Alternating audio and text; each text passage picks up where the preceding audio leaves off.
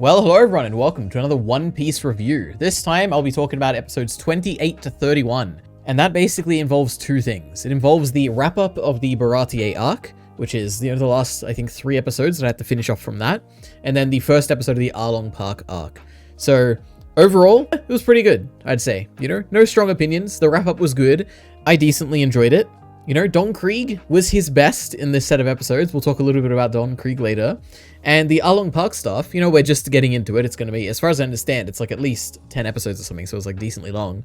And so far, I've enjoyed it quite a lot, more than I think the live action so far, so I'm looking forward to it. But those are my high-level thoughts. Now, there's a few things I want to talk about. Firstly, just immediately, so I ended last discussion, or like video like this, whatever you call these reviews, and I talked about how, oh my god, there's a cliffhanger at the end. Is Luffy gonna die? How's he gonna get out of it? And we got the answer. And oh my god, when we first saw the answer, and it was just a mask that just shows up in front of Luffy, and he puts it on, and he survived, and I'm like, oh my god, this is terrible. What a terrible resolution. Not that it matters that much, right? I wasn't expecting Luffy to die or anything, but it wasn't exactly the answer I was hoping for. But then when we find out the Gin, who's the one who threw it, I was like, okay, this is fantastic. So I like that a lot more. That was great. A little bit of a subversion where I was expecting it to be something bad and then it ended up being something good. So we like that. Is subversion the best word for that? Probably not, but you get my point. But yeah, that's just my first thing I wanted to say. Also related to this, but oh my god, this gas really did a number on Gin. It was kind of crazy. Like it was it was kind of horrific where he turns purple, he's like struggling to breathe, he like sounds terrible, and I'm like, oh my god, this is like crazy. This man is like being tortured right now because of Don Krieg. And he does manage to survive, which is very funny and very like, I don't know, like I guess feeding into the idea that no one is ever going to die in the show ever, but it is what it is, Gin survived. I'm glad because he was suffering greatly. It's either that he survives and is not suffering or he dies and is not suffering. So, one of those is probably preferable. But anyway, resolution of the cliffhanger, great. I don't know if I'd say it's great, but it's like good enough, I was happy with it. Then we have the actual Don Krieg fight itself. So I have been famously, I don't know how famously, I think these get like 30 views per video, but that's basically a whole classroom of people, right? Like if we're in like uni or something, but I've famously been a Don Krieg hater. He is the most like generic villain you will ever see ever. He betrays you. He betrays his own men. He has a goal and he's going to achieve that goal. And no matter what he has to do to achieve it. And he's super strong and he can like fight with his fists and fight with guns and he has weapons. And I'm like, this is a very generic guy, But my god, he did 2 things that were cool. One of them was that, I don't even know how to describe what happened, and I don't know if anyone will remember this except for me now, because I just watched these episodes, but there was a scene where Luffy was, like, looking down. I think it was, like, I think it might have been after he broke his, what on earth did he call it? The battle spear, or whatever he called it. Luffy's just looking down, he's being knocked down or something, and he looks up, and Don Krieg isn't there, and then he looks up to the mast, and, like, Don Krieg is, like, on the mast. I'm like, oh my god, look at him, he's so theatrical and cool. So for that brief moment, I was a Don Krieg fan. And then there was another moment, which is when Don Krieg is like knocked out, or like you think maybe he's dead or something, like Luffy killed him. And then he like stands up. Like you don't see him and you think the fight's over completely. And Sanji and I think Gin are like, Sanji's talking to someone. Maybe it's like Luffy looking over him after he like got him from the ocean or whatever. And then he looks over at like Don Krieg and Don Krieg like raises from the dead. And his whole crew is like trying to pull him down. It's like, no, Don Krieg, you're unconscious. Don't do this. And I'm like, oh my god, the great Don Krieg. Like who knew that I'd be such a fan like in these last like few moments with him. But it is funny because it's only 2 things that I just said, like those 2 things specifically that really made him be like kind of sore in my mind in terms of like, man, I really didn't like him. And now I would be glad to kind of see him again one day. Yeah, it's like, is a funny guy, funny, somewhat theatrical. He's really, he was more tenacious than I expected. He got up even after being knocked out. So yeah, I'm a bit of a Don Krieg fan, but yeah.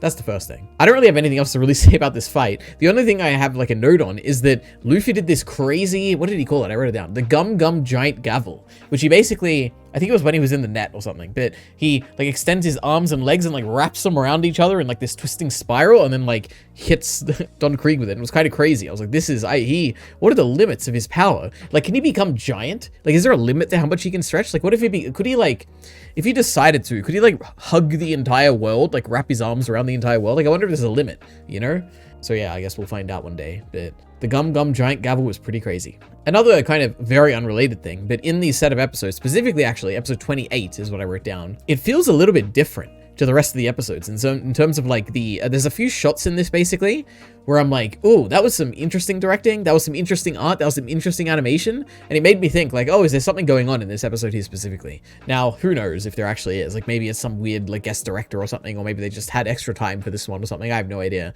But there's a few things. One is that when Luffy is running on the mast I think it's the master, whatever, some broken part of the ship, to Don Krieg initially. I think it's like his first run at him. There's this brief like 2 or 3 frames of him with a very harsh shading, and it looks like really scary and stuff, and that looks really cool. And I was like, oh, I feel like they've never done that. So it looked really cool to see that. Then there's I think after that, he runs to Don Krieg, and you see those few frames. Then he like does this thing with his arm and like wraps it around the screen, and it like has a really cool animation. I'm like, oh, look at this. And then there's the scene where basically Luffy is just standing on the ship and he's looking down, and you don't see his face, but the wind is like blowing, and it's like blowing his hair or something, and it stays like that for quite a while. I'm like, this is like an artistic choice, you know? One Piece doesn't typically do stuff like this, but... And then the last one is when it's one of the times Don Krieg hits Luffy with his battle spear thing, and Luffy like jumps toward the camera or something like that, like toward us, the viewer, and it looks like it's a different like color palette, or not color palette, like shading or lighting kind of. I don't know, it looked interesting. But yeah. Now, you know, I am pointing this out. I was like, oh, this is like something that I thought was notable, but particularly because it was only in this episode. Like the other episodes didn't really have anything too interesting like this, but I bring it up because I'm like, oh, you know, One Piece occasionally has been doing these things. Like I remember the most notable one to me was probably also in the Syrup Village, where it was like this one scene, like a few different, not one scene, it was like a few different scenes, which were like interestingly directed. Like one with the cool colors and like angles and stuff when Mary was killed. I guess he wasn't really killed. When Mary was attacked by Calidor or Kuro. And then like the Kuro flashback where the colors of the sky are like different and stuff. And you know, One Piece is occasionally doing these interesting things to look at. So I like it. It is also kind of similar to, I don't know who would be interested in this, but I'm also doing a Naruto kind of watch through at the moment. And Naruto has occasionally also been doing things like this, where it's like most of the time Naruto looks pretty like, I don't know, pretty mid, pretty bland, I guess. But every now and then they do an interesting thing. And I'm like, oh, that's kind of cool. And One Piece is mostly similar. Now, One Piece doesn't look as bland as Naruto. I would not describe One Piece as bland. The animation is not particularly anything special. Definitely not by anything in remotely like modern standards, but it also has moments where I'm like, oh, look at this. Interesting stuff they're doing. So yeah. Now, that's that with all the Don Krieg stuff. But what happens after that is that Sanji decides to leave. And from my memory of the live action, this was probably potentially my favorite like single moment, where I remember really getting invested in the Zeph and Sanji like relationship, and then toward the end of it when he's leaving. And my memory was that when Sanji leaves in the live action, it's a very kind of quiet scene, or a subtle scene is probably the best way to say it, where Sanji isn't necessarily screaming what he thinks or anything like that, and he's just like kind of being like, okay, see you later, old man. And then the old man's like, yeah, fuck off, mate, or something like that. And it was a very like, oh, the subtext is kind of like the point here. But I actually went back and watched it, and the version in the live action is actually kind of similar to this, just not as extreme. So basically in this version, Sanji is incredibly over the top, and it's fantastic. I like this a lot. Basically what happens is that like everyone's like pretending to hate Sanji's food, and it's like a big act they're putting on so they can like scare Sanji away. But then Sanji overhears them and confronts them about it or whatever. And then he decides to go with Luffy. And like it's all going well, and they're all being stoic and stuff, and they're saying they hate Sanji and everything like that, even when he's leaving, and like the two cooks or whatever. And then Zeph says, Sanji, don't catch a cold. And then like he has a big flashback to all these moments they've had together, and he has this big emotional reaction, and he like goes really over the top and like does this sincere like bow on the ground and is screaming like, Zeph, thank you for everything you've done for me, and I'll always appreciate it, and I'll remember you forever. And then Sanji's crying, and Zeph's crying, and all the cooks and chefs and whatever, they're all crying. And it's fantastic, you know, so I thought that was really, really good. But yeah, compared to the live action, it is interesting because the live action is nowhere near as over the top as this, but it isn't exactly subtle like I thought it was. It is very similar, where the same moment kind of happens, where initially they're about to leave, and then Sanji like kind of yells out to Zeph, and then like Zeph like cries as well, and it's like a whole thing. But yeah, but I would say they're like very different, because the emphasis on the anime is how over the top and like the emotions are very heightened and everything, and that's the appeal of it here. Whereas in the live action, the appeal is more so like a human connection, like seeing actual people cry is I think different than seeing like animated characters cry. Like it's a different kind of human kind of relatable thing. So I don't necessarily have one that I prefer more. If I were to pick one, it probably would be the anime, because I do tend to like things that are extremely over the top like this, but I think they're both pretty good. But I think that's, to be honest, that's going to be my only live action comparison. You know, typically these reviews have much more, but I don't have too much to say. There's not really much of an overlap besides this one scene. Everything else was very different. But yeah. And then at the end of the scene, we have Zeph saying, what did he say? Men should part without saying a word. And obviously the contradiction is that he's crying and they've all exchanged all these crazy words, and it's cute. So we like this. We love Sanji's departure. And my God, they said they're going to see them again one day. Sanji's like, don't worry, I'll see you again one day, or something like that. And my God, we better. Like, and all... I think I say this every time, but I'm curious, is it going to be a thing where we see them like, you know, in a few years from now, like in maybe like 200, 500 episodes or something? Or is it going to be a thing where like Sanji, he goes, he never sees them again until he finally finds what's it called? The All Blue, is that what it was? And then goes back there right at the end of the final chapter or something like that, the final episode. I have no idea. I'd probably prefer that. That'd be like kind of really cool to like save it that long, but I feel like it's not going to happen. I feel like we'll probably run into Zeph one day. Maybe there'll be like a return home kind of arc or something like that. Who knows? We'll see. But yeah, Sanji leaves. Then we have the Arlong Park stuff. So we get one episode of this. It's like just the setup. Like basically what happens is you've got, who do we follow? We follow one of Zoro's friends, like show back up to Luffy and tell him that like, oh my god, you know, Nami's, we know where she's going or whatever. And then then Luffy and Sanji and that friend are like kind of sailing to Arlong Park, while we also have another friend of Zoro's, Zoro himself, and Usopp, and they're arriving at Arlong Park. And then we have like a separate thing where we're following Nami as she is like interacting with Arlong. So we have like the three kind of concurrent storylines or concurrent like perspectives of the same storyline, which is cool. It's very different than what we've seen so far. And it kind of was what I was expecting. I think I talked about last time, like how are they going to do this? Like, are we going to spend some time with Nami and then flash back or whatever? But it's not really. I guess it's a little different, but it is like more fragmented than usual, and I like it. But before any of this, during like one of these episodes, I think not even the last one of the Baratie arc, but the one before, like the last one, like episode, what would it be, 29 or something like that, we get the answer to like the mystery, I guess, which isn't a mystery because I already knew the answer, but we basically get a scene of Nami crying before she arrives at Arlong's like place, and she's basically saying like, oh, you know, I want to meet them again one day, like I miss my pirate friends or whatever. And it's like, oh, so you know, she's doing this against her will, because later on in this episode, she's obviously she's pretending like she never knew Zoro, or pretending like she never cared about Zoro, when obviously she did. And it is an interesting choice to kind of reveal that to the audience, make it clear that like, obviously Nami doesn't want to do this and she is being coerced or something like that, when it feels like the episode is also trying to set up like should we have trusted Nami? Like, I have no idea. Now the only main reason I bring this up is that I wonder if this is a change from the manga. Like, I could easily imagine this being like an anime scene that like is later on in the manga and they brought it forward or something like that, or it's like a flashback in the manga, but here we get it like earlier on to be like chronological or something. It feels weird to me a little bit, but I don't know, minor point. But yeah, anyway, I don't really have too many notes on Arlong Park. The only other things I have are basically like miscellaneous notes. One of them is that, oh my god, all the houses are flipped over. That was very funny. I don't remember this from the live action, but it could be a thing. But it was a very, very funny, like, this is an anime thing. You know, the villain came, they flipped all the houses over. Why not? Because they're villainous and all that. So that was really cool. They think that Usopp is a fish man for a second, which is very funny because of his nose. He kind of looks like a fish man a little bit. That was a good gag. We get Nami's, I don't remember, I think from the live action, I think it was her sister or something. She looks a lot more like her in this, whereas in the other one, it was basically like a person who looked nothing like her, but had like dyed hair or something. Now, I don't remember, maybe they're not actually meant to look like each other, like maybe they're just like adopted sisters or something like that, but she was in this. It was cool, you know, cool. I'm interested to see where it goes, if I'm going to be invested in her at all. I vaguely remember her like dying in the live action, but maybe she didn't. I know in the flashback, Nami's mother died. I don't know, I'm excited for all this, you know. The Arlong Park arc wasn't, I don't know. I don't actually remember what I said about it at the time, but in retrospect, I just think negatively about it, where I'm like, I didn't really like that one that much in the live action, but so far I've enjoyed it quite a lot.